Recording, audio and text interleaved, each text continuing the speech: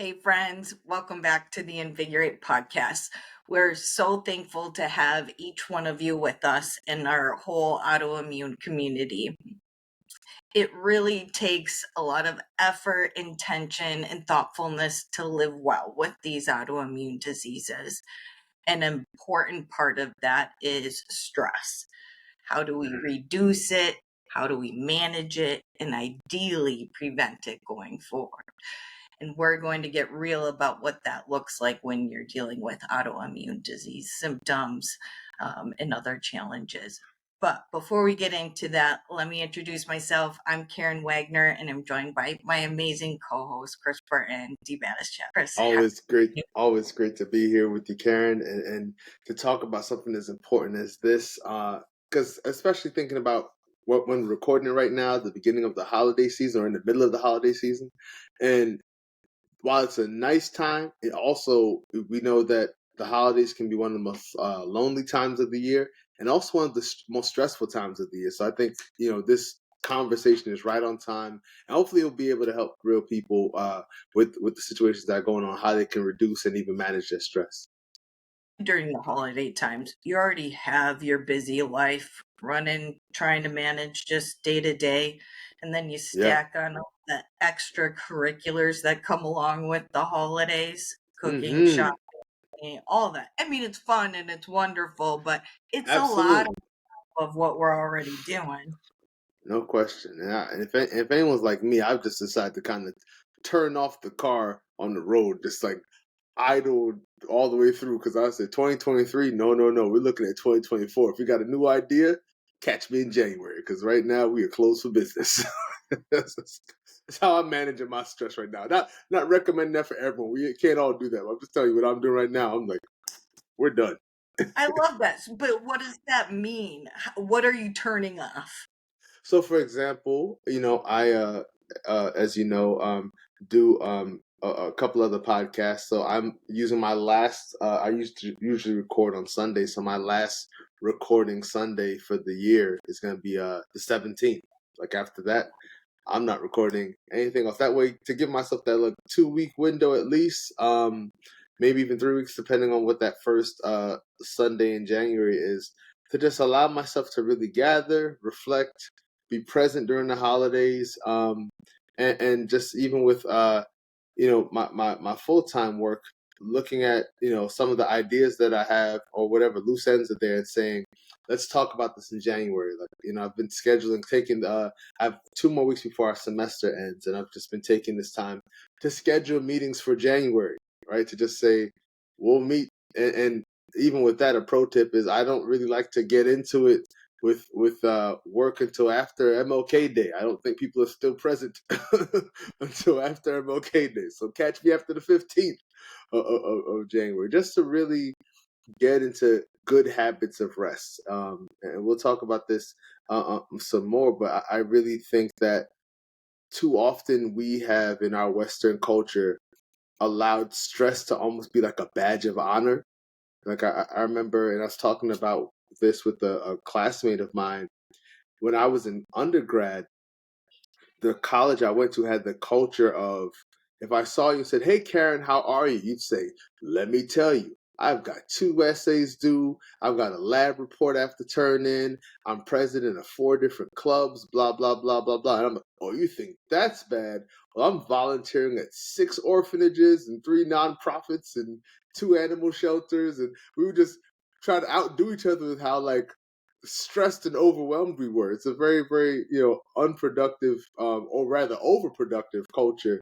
And I don't think that we were ultimately dealing with stress well. It just became a badge of honor to like live with your foot firmly on the gas all the time and only stopping when your body couldn't go any further. And that's just not a great way to go. Yeah. And I don't know, maybe it was COVID that it was the turning point, but I really feel like our culture has gained in awareness and there is more mindfulness about Mm-hmm. why are we overscheduling ourselves like this and running ourselves ragged. It's just not Mm-hmm. sustainable. No, no. But even with COVID, do you remember how with remote work, because we realized that we didn't have to account for like travel time, Yeah. people were stacking like 7 meetings in like 2 hours, just like back to back to back to back to back. It's like, okay, I have a meeting with you at 1 o'clock and then another meeting at 1:20. This is not realistic, thinking about a good rule of thumb. This is not my original rule, but thinking about what it means to put 15 minutes before a meeting and 15 minutes after. So at the very least, you can reflect at the end of a meeting and prepare at the beginning of a meeting. Little things that sneakily give you 30 minutes of buffer space, but also just time to, remember that you're not a machine, that you need to break. Maybe you have to go get some water, use the restroom, do anything else, but you can't just run through the work like that. Yeah. When I used to be guilty of that, like back to back meetings all day. And I'd Right. be like, Me too. I don't have time to add a buffer before and after. Most ignorant thing you can say. It's all about priorities, right? I don't need Right. to have 8, 10 meetings in one day. I can have 4 or 5 that are the most important, and I'll Right. be much more effective at them and productive because I'll actually be sane and present when I'm in there. Oh, good. And that, what a novel thought, right? Just having your full, not coming in there raggedy on E, but just, oh, I'm actually available and my best self for you and present during this meeting. This is a suggestion for everyone, You bring up a good point, or it leads into priorities. hmm And because we can always say we can fill our schedules as busy as we want to, and that's just going to contribute to our stress. Right. But if we are intentional about how we spend our time and we start with the most important things and go down from there, it's amazing how your whole mindset can shift. Oh my goodness. And it's such an important shift. Just something as simple as, making sure that you're getting enough rest that can lend itself to helping to combat the stress. Like just taking the time to have a morning routine. I think about when I was living in New York City, and I was sharing this with a friend who was asking what it was like, saying that from the minute you put your foot out of the bed and onto the carpet or the cold hardwood, whatever kind of floor situation you had in your home, you were running. And just thinking about what it does to a person to live with that much like cortisol pumping through your veins all the time. Like, did I take the garbage out? Am I gonna catch a train? Did I get my coffee? Running, running, running. Just allow yourself to have a morning ritual and slow down. So for me, this is not everyone's gonna want to do this, but I really like waking up extra early before I have to do something, so I can just kind of roam around like a bear or something, and just allow myself to just say, "Oh, I guess it's time for me to get ready for the day." Allow yourself to ease into the day rather than just like flying out of a cannon into a day. And to start, because for people who are like, I'm not going to get up a half hour, 45 minutes so I can roam around the house. But just there are small things to even start. Where I started was, well, one, stop checking my phone first thing. Mm-hmm. Mm-hmm. And then two, instead of doing that, I'll put on like a meditation podcast, a Yeah, morning yeah, yeah. meditation. Right, But right. I'm not even sitting up engaged. I'll just plug in my buds and listen to it while I'm waking up. Yeah, yeah, And yeah. well, it's not whatever you want to, I'm not all into it, but it's still a way to wake me up without exposing me to all the noise instantly Right. that's out there. I get that. Totally get One that. interesting, so I started doing that because I was reading about just stress management and what I can do to get ahead of this, right? Yeah, It's yeah. easy to say, yeah, we can cut out all this stuff, obvious, but what else can I do? Mm. And by not looking at your phone first thing, it allows your brain to essentially wake up and level set for the day. So 80% of us look at our phones first thing in the morning. And Right. when you start scrolling through news feeds or hmm your Instagram, Instagram. Yeah, yeah. you get a rush of like dopamine, the reward Yeah, system. yeah. So then throughout the rest of the day, your brain can't regulate itself. So you have more time, or you have more trouble prioritizing and focusing.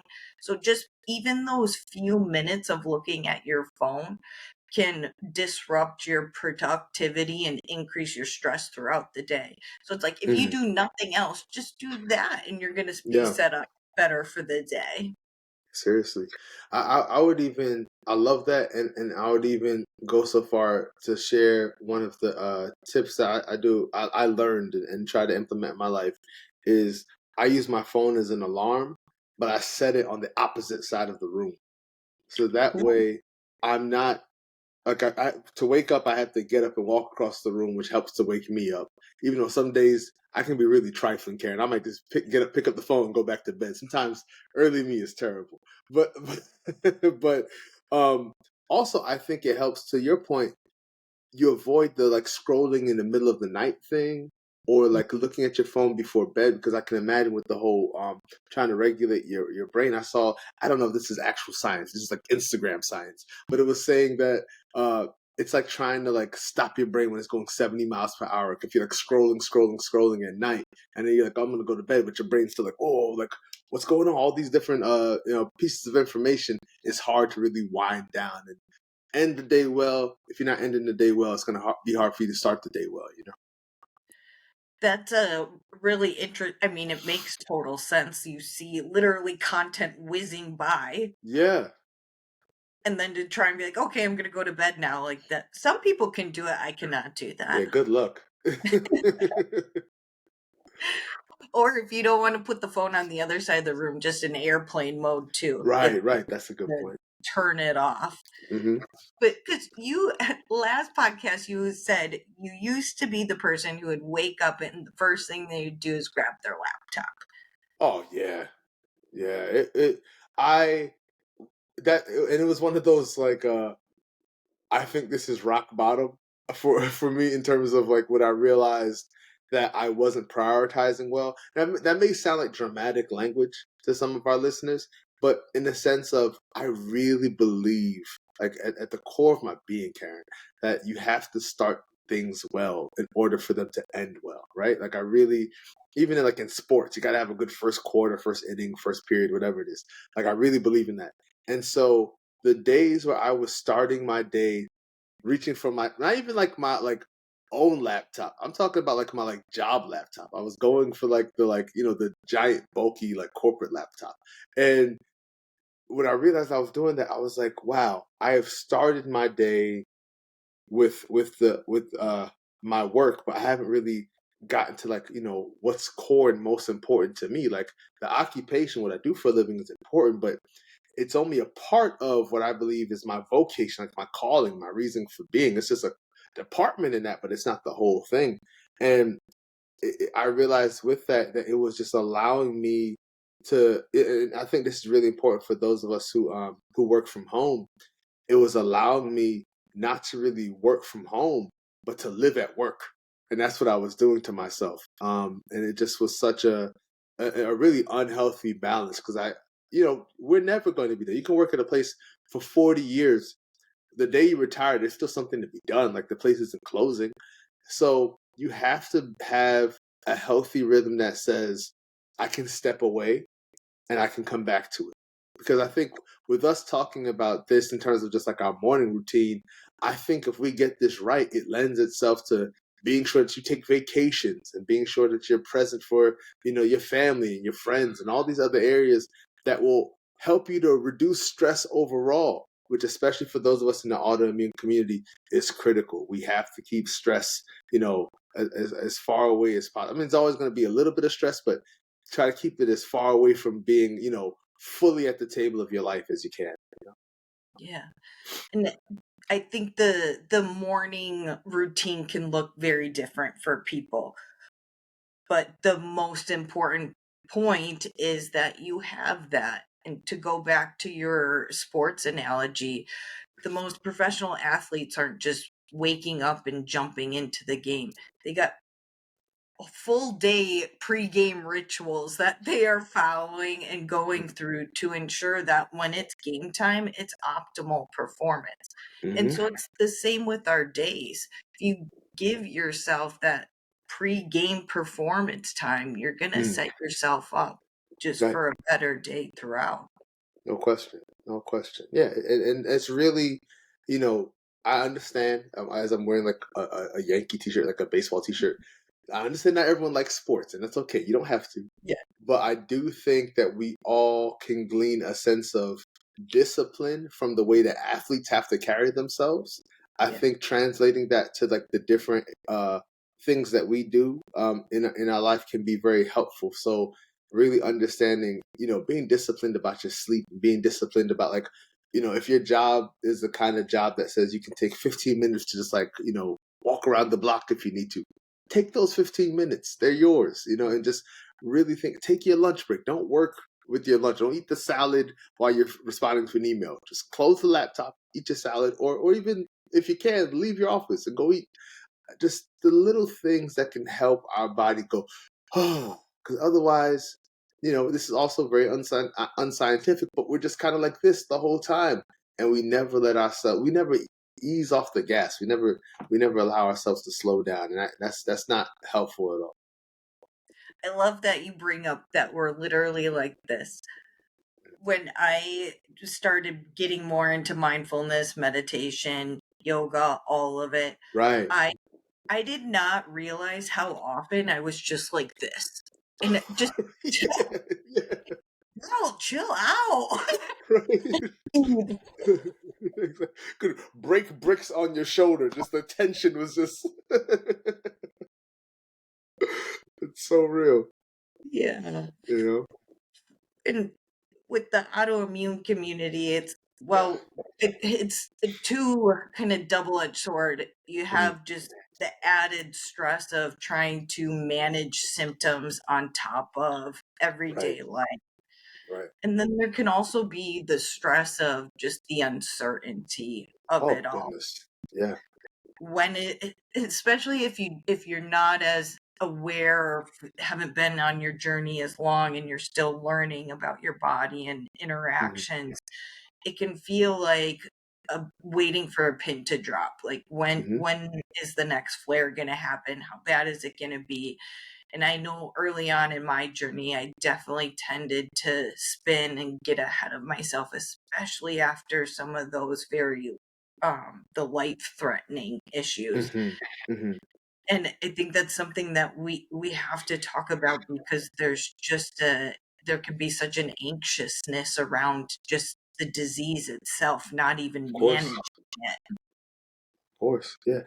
I think about just the almost the cruel irony, just localizing to my experience with lupus, where I remember in that first year, uh, when I was trying to understand and get a good sense of it all, saying to my rheumatologist, like, okay, you're telling me that this disease is triggered by stress, and that the key is to not be stressed, but everything about this is stressful right now. Like how do like there's For nothing about this. There's nothing about this that's just like chill. Like there's nothing about it that's calming me at all. Everything is tense. Even like I think about, they talk about what is it, like what's it called, white coat syndrome, where like you're in the doctor's office and your blood pressure's high. And I remember like getting my blood pressure read, and the nurse or whomever was saying like, why is it so high, Mr. Burton? I was like, this is stressful. Like all of this, like how am I supposed to be cool? Like you need some eucalyptus in here or something. Like something that's gonna like make me just chill out as soon as I walk in. The whole thing is tense. Yeah. I've gone through my journey and because it's hard to be like, meditate, cut out your all of this stuff. Mm-hmm. But when when it's just about the disease itself, it's more difficult to apply those tactical tools. Mm-hmm. However, I think it goes back to when we are talking about mindfulness and hope is staying present in the moment and focusing on what we have now. Because when you're focused on, if you're looking behind and sad, then you're depressed. But if you're looking forward and worrying, you're anxious, but when you're in the Mm. moment, you're just there. And I think, as you said, making sure that you carve out that time before and after meetings or whatever you have throughout the day, that can Mm. give you that space to make sure that, or just remind yourself that you are in the present moment and you're here and we don't need to worry. Because no matter how much we worry, it's not going to affect the outcome. It sure does not. It sure does not. And it's funny because sometimes, and we've all been there, so it's not even from a position of criticism, really. We all know that worrying doesn't change, as you said, Karen, the outcome. Like you can get a bad lab report. You can have symptoms that are showing up. Like it could be physically, like your body's in pain, your hair's falling out, whatever's happening, uh, to your joint pain. Us worrying doesn't change those things, and yet it feels sometimes, and I think it's something we have to almost like guard ourselves against. Is like, let's not allow worrying to feel like we're doing something, right? Like it can seem as if me saying, "Oh, I don't know, what am I going to do about this? What am I going to do about that?" Is like me somehow like trying to control it or be proactive. But it's a difference, and I think the difference is being solution minded, right? So if you're saying, "Ow, my elbow hurts and I've never felt this pain before," or my elbow hurts and my elbow hurting is usually a precursor to a flare or something, rather than saying like, "Oh my God, what am I going to do about it?" You have to be solution minded in the sense of, are you going to make a doctor's appointment right now? What has helped you before in terms of like alleviating the symptoms? Is it like, "Oh, my elbow usually flares and I've had too much bread," or "My elbow usually flares and I've had too much soda or too much dairy," whatever it is. Like understanding that instead of being like worrisome, we have to be solution minded, and that can be really hard in the moment. It's almost like, Karen, it's almost like telling someone to calm down while they're yelling at you, right? But if we can remember these principles, they will serve us well in the long term. Because I promise you, the times where it seemed to be all over for me, the last thing that helped was worrying. Worrying didn't help at all. You know? So hopelessness comes from a lack of options. And the Yeah. sadness is feeling like a victim and you don't have control or any options. You're stuck. And to your point about knowing or leaning into and reflecting on what's happening and trying to figure out what's happening and focusing on being solution oriented, giving yourself that sense of agency, especially for me, that's what helped me turn the corner. As far as like, oh, I actually do have control over the situation. And yeah, it's not, you can't cure it with holistic lifestyle, whatever you may believe, but Mhm. the fact that you can influence it and um, have a great impact on how you feel on a day-to-day basis, like there's Mhm. an empowerment there. Yeah, absolutely, absolutely, and just allowing yourself I love the word that you use, empowerment, because I think if we, a lot of this is really like a mindset thing, and I don't say it to sort of to try to detract away from the very real problems that we all have, but it's really, you'd be amazed at how just seeing it through a different lens can allow you a bit more agency rather than just a sense of feeling stuck or feeling that hopelessness that you're describing. And it's, I really think it kind of goes back to our prior conversation, that a lot of this really does go down to habits. That sometimes when we talk about habits, we think it's only in things that we do. Like my habit is every morning I wake up and I walk the dog or I go for a jog. No, that's a different kind of habit. The, there's another kind of habit we form with like the way that we react to things, right? So if every time my cup spills, I just scream out, right? I'm forming a habit there, right? So the next time the cup spills, no matter where I am, I'm going to react the same way.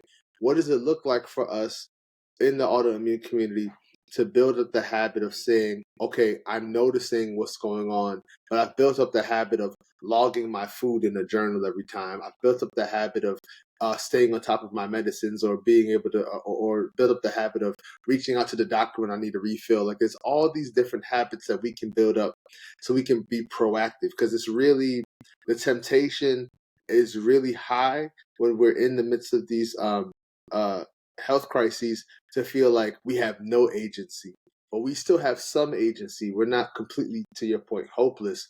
How do we make sure that our habits reflect our hopefulness, and our habits reflect our sense of agency that we have in these situations? That, to me, is another aspect of this, you know? Yeah, and you speak about habits, and it's really the whole lifestyle. The habits are pieces of it, right? Mm-hmm. But how you live your daily life. I did read a stat that 60% of our behaviors are habitual. So we Yeah. just do it without thinking about it. Mm-hmm. And it really takes intention and mindfulness to kind of pause throughout the day. And it's like, why am I spazzing when I spilt my coffee? Like, what, Right. you know? But Yeah. just taking that just split couple seconds to notice that you're spazzing over Right. something very minuscule. Oh, yeah, yeah, yeah. That's really, I think, the gateway to starting to understand yourself. And Mm-hmm. then, because once you identify something that you want to improve, like, I don't want to spaz when I spill my coffee. Okay, like, Right. what is the root cause of that? Because something else is happening underneath that is causing me to Oh, spaz. yeah.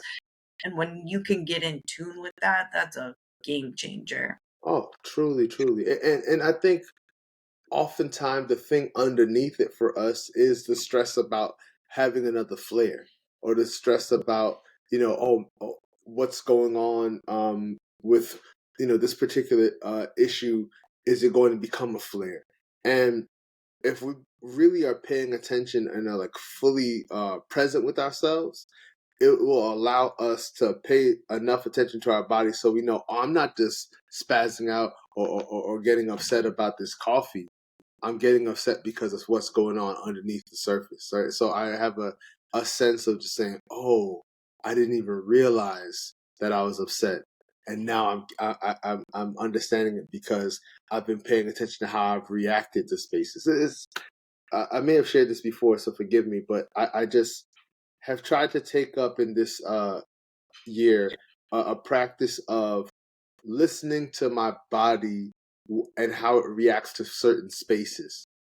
So if let's say you and I meet in person, I really want to pay attention, like, how am I reacting? Am I just kind of like tensing up, or am I like relaxed? Oh, there goes Karen. Like, it's really an important thing to pay attention to, because if you're doing that well, you'll then be able to sort of pick up and be able to do what I'm just going to coin now as a stress audit, right?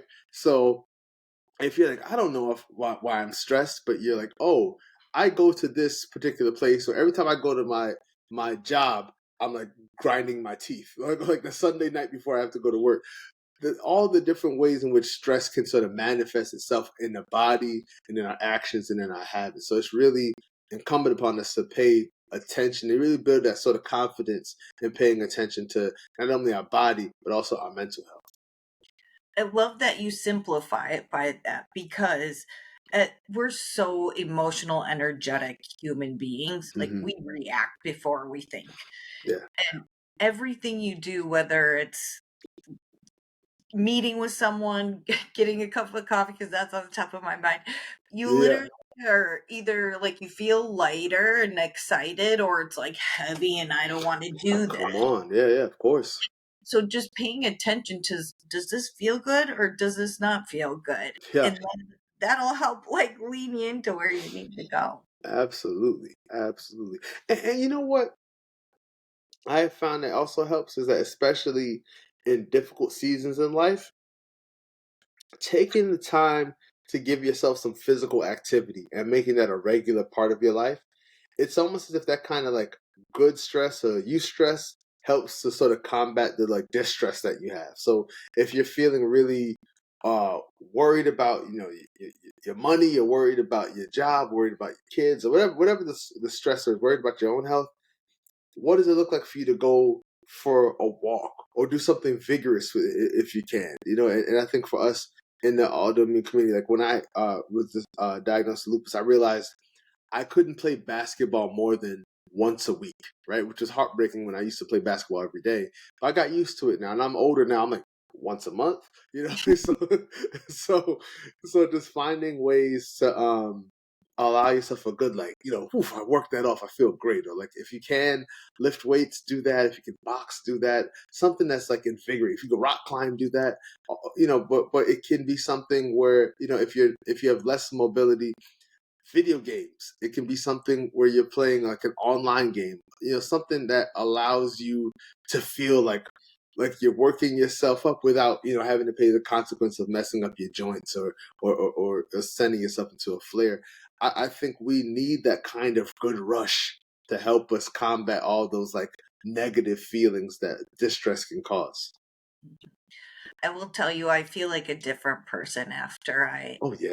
exercise and or get outside, even if it's 5-10 minutes. It's like the fresh air is, especially when we work from home, it's like Right.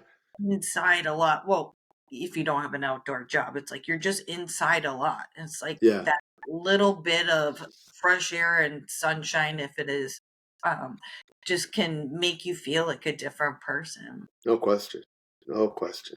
And I do know there's a bunch of brain science about how both being outside and exercise just helps stress in general. Right. Right. Right. But for me, it's just an obvious mood changer. Yeah. So much so that my husband had, before he'd be like, I need to ask her this question, but like I'd be like stressed and working. And he's Yeah. like, Yeah. wait till after she works out and then I'll Isn't that ask. something? Yeah. Wise man. Yeah. He picked up on it. It's like, I'll finish that run and then we'll talk about this. Yeah. Something to be said about just working it out. It's so real. It's so real. Yeah. And you've probably experienced this too. Once you get into the rhythm of working out regularly, your body starts to crave it. Like Yeah. you need to. Like I don't sleep that well if I haven't worked out. Yeah. Yeah. I can just tell, like, I'm less patience, more Oh yeah. irritable. Yeah, yeah. And especially, it's funny, it'll hit because I'm more like midday early workout, but it'll hit like evening dinner time. And if Yeah. I haven't worked out, I can tell I'm just crabbier. Yeah, yeah, sure, sure. Like, what's going on with me? Oh, I didn't get a workout in Right, today. right. Like I'm not in a good mood right now, right? It's so real. It's so real. Yeah, yeah. So no, I think what we're talking about at its core is making sure that we prioritize. Really getting a good sense of what's most important to us and focusing on those things. And I would hope that what's most important to you at the top of that list are the things that may not seem most important within the culture, but when you really strip it all down, are most important, right? Like your family, your friends, your health, your peace of mind, right? Like you want to do your work really well. You want to be an excellent employee or employer, business owner, freelancer, whatever you're doing.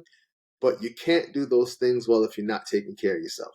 And so really understanding in the same way that some people might, I don't know, skip meals or something or not take care of the hygiene or whatever the situation is, I got to run to work. No, if you're taking care of yourself, I really believe that the work will be beautiful as a result of it. But if you're not taking care of yourself, you're burning the candle at every end. And as much as you may think you're doing great work, you're not doing your best work. And I think you have to put yourself in a position to succeed. I love that. And as you explain that, and circling back to how we've talked about how important it is to set a morning ritual and make sure you are putting yourself first, it makes me think about how our days should align with our priorities. Mm-hmm. We Yes. we are number 1 because so that we can be number 1 in our best selves and do our best work for others. So that in itself, you should start with yourself. That morning Mm. time, you should be first thing. Yeah. And then typically it's followed by your family. Yeah. How are you supporting them for the day? My husband was traveling this week, and there was one night. So I tend to run around a little bit more when he's gone just because I'm single parenting it. Get you. But I was putting away laundry or whatever, and my oldest was like, "Can you come read with me?" It's Yeah. like, "Oh, I just want to put this laundry away. Like, I gotta get it done." And then in my head, I was like, "Well, my number one priority is making sure that they are growing to be beautiful human beings. That's right. So stopped the laundry and went and read with them." There But you go. those making sure, like, and it may seem obvious, yeah, my family's number one. But when you write about it or are intentional about it, it really helps alleviate the stress of the day to day because it makes those smaller decisions that much easier in the Uh-huh. moment. Yeah, that's it. That's really, really it. Just allowing yourself to sort of think about it that way, because especially when it comes to, and I understand not everyone has kids, but I think about, you know, we only get so many moments with our kids while they're still like young like this, right? And and it's, when your kid's 16, they're not like, "Can you come read to me?" Like, that's not gonna happen, right? so so just thinking about, being present in that way, and for things that like actually matter. It just feels like, and I do believe that this connects to stress in the fact that I believe that stress gives us so much disinformation and messes up those priorities that you just shared. So the thing that may not be that big a deal, stress makes it feel like it's the number one top priority in your life. And it's only through the passage of time and the resolving of situations that you're like, I was tripping about that. Like, that's not that bad.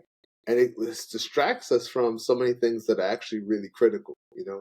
Um, and in that, ironically, creates more stress. So if we're able to really keep our priorities intact, and hold on to our decision making when we feel our decision making fading, just allow ourselves to rest and recharge, right? Go for that run, play that basketball, whatever you need to do, lift those weights, and then get back to it, rather than just allowing ourselves to just run on fumes and wait, and not do anything until like the check engine light comes on. We can't continue to live that way. It's just not healthy for anyone. You and I, we had gone through tough situations and Hmm.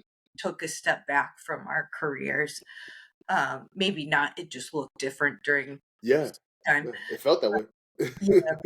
Uh, but I will say for those people who are, because I was like this, I felt like I was running ragged, and I couldn't figure out, I couldn't build in those breaks. I couldn't Right, find this space. right, And if you're at that point where you are so tapped out and overwhelmed that you can't even like begin to fathom how to take a 5-10 minute break, right. I would encourage you to figure out how to, whether it's take a step back from your career or some activities. There's a lot of resources. I went on disability for a few weeks while I got Come on. my stuff under control.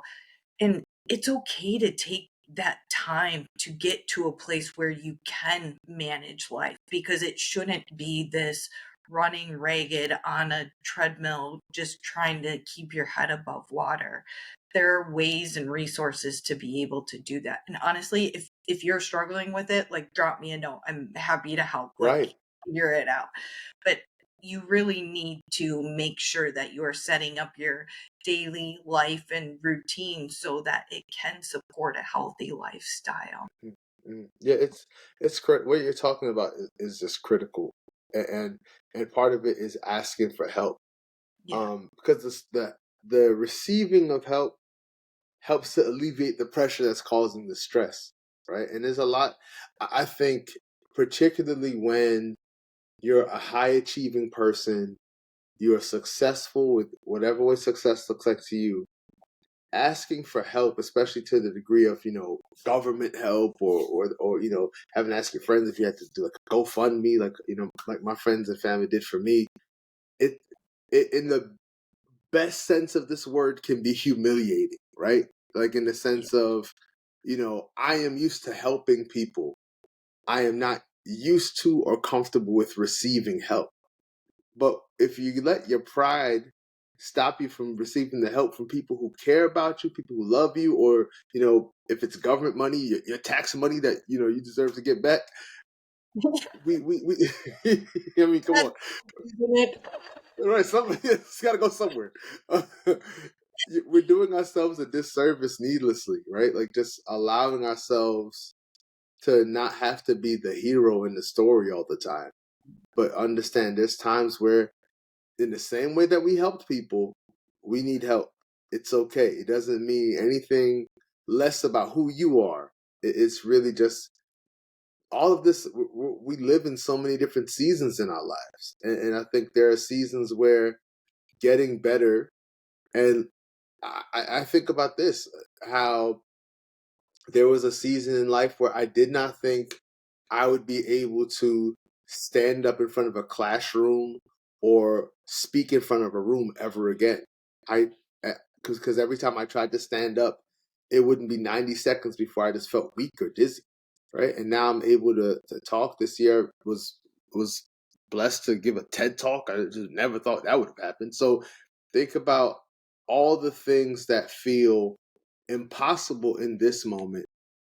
Some of them will be realized at a later moment in your life. And this is a fun exercise. I started doing in my own life, and I encourage everyone to try. I encourage you to go back to a space where you once were, right? So it could be visiting your old college, visiting your hometown, anywhere. It doesn't matter, wherever applies for you. And I want you to do this. I want you to walk in the same place where you once walked, or drive in the same place where you once drove. And English teacher. And I want you to think about, what were you thinking about when you last were there? Like, what were some of the stresses in that space that now aren't stressful for you at all? I want you to think about the things that you're living in right now that you wouldn't have dreamed were possible at that point. So it may be you're walking down the street where you, at one point in your life, are like, I can't walk a block down this place. Or you're driving down the street where you're like, I was so afraid to get behind the wheel because I thought that whether the medicine I'm on or just my health wasn't going to allow me to drive again, right? Or you're just awake and you're like, I couldn't stay awake for more than 5 minutes because of the medicine I was on. Whatever it is, like, we all have different journeys. But I want us to realize that there are things that we're going through now that one day won't be a problem for us. And there are things that we're going to experience that are going to be so great that we couldn't have imagined it being possible right now. And I think if we do that exercise regularly, the gratitude will start to outweigh the stress. The anticipation and the hope will start to outweigh the stress and anxiety. I really think it's a healthy practice to just remember that stress and anxiety, they talk a good game, but they're not the biggest things in life. They're not fully in control of your life. So just remembering that can give you the confidence to take the next step, you know? I love that, because we talk a lot about gratitude and being thankful as part of your mental health and full journey. Mm. But that can be hard, especially during those dark times. And that action or activity that you're talking about, I think that gives people a way to go ahead and think through where you've been, and it'll help see where the possibility, because you Mm-hmm. couldn't imagine yourself where you'd be at. And No there's chance. such hope in that. Like, that's amazing. Right. So it's a beautiful thing. It truly is a beautiful thing. So yeah, just giving yourself that sort of space to say, you know what? No matter how bad it is, this too shall pass. And that's a good space. Yeah. All right, Chris. So we are, I think, 2.5 weeks out, maybe 3, from Yeah, just Christmas. about. Just about, yeah. Heavy, yeah, holiday season. Yeah, yeah. People are stressed. Yeah. What do you tell them? Breathe. Number one, yeah, breathe. You know, if they live in a place that has like cold air, get some of that crisp air in your lungs. Yeah. um, yeah, but I know there's no doubt holidays are stressors, right? Whether it's I want to get presents for people, or and I can't, or I don't know what to get this person because they never appreciate anything, or the in-laws are coming, or there's other situations. So much is going on. We could fill the whole hour with it. I really want everyone to take each day on as its own thing, right? Like, don't let the holiday season just gang up on you, like all 12 days of Christmas. Don't let them all beat you up at the same time, right? Like, that's not healthy for you. Or 8 days of Hanukkah. Don't do that to yourself. Yeah. I want us to take each day on its own and think about what's going on today, right? So it may be I have to get such and such a present, or I have to pick so and so from up from the airport, whatever it is. Think, okay, that's what I'm focusing on for today. Because the beautiful thing, I just had this this month with a meeting that I was like, ooh, I don't know how this meeting is gonna go. And I got through the meeting, I was like, well, on the other side of that meeting, I was kind of nervous about. So, what does it look like for you to allow yourself the reward of getting on the other side of each individual problem, rather than taking all the problems and making them some sort of unholy transformer that's just menacing you and terrorizing you? No, no, no. Just take each individual thing. Because, and I'll stop after this, but it's just remembering that the only way to eat a whale is like one bite at a time, right? You can't just eat a whale in one whole bite. I don't know if whales are endangered, so my apologies about the eating whale thing. Like with I'm, the I, I would never eat a whale, but it's just a good expression. You can't eat a whole field of potatoes in one bite. Okay, that's a little bit better. You said it right. If you take away one thing, just that one bite, one step at a time, Yeah. and it'll fall into place. 100%. That's it. That's it. Just be kind to yourself. Be kind to yourself. Yeah. Yeah. Be kind and take care. Thank you, Chris. As always, this was such an engaging conversation. I always appreciate you and your Oh, perspective. likewise. I appreciate you too, and thank you so much for pulling this conversation together. I think it's just a real important thing. And always, if you all who are listening, as Karen extended earlier, if you're like, I still need help, please let us know how we can help. Share in the comments what you're working on. Let us know how we can help you. It's such a joy to be able to do this work with Invigorate and to hear from you all and to know exactly what's going on. It just means a lot to us. So thank you. Thank you. And don't forget to subscribe and share with autoimmune community and friends and family. We're stronger and better together. So take care of yourself. Absolutely.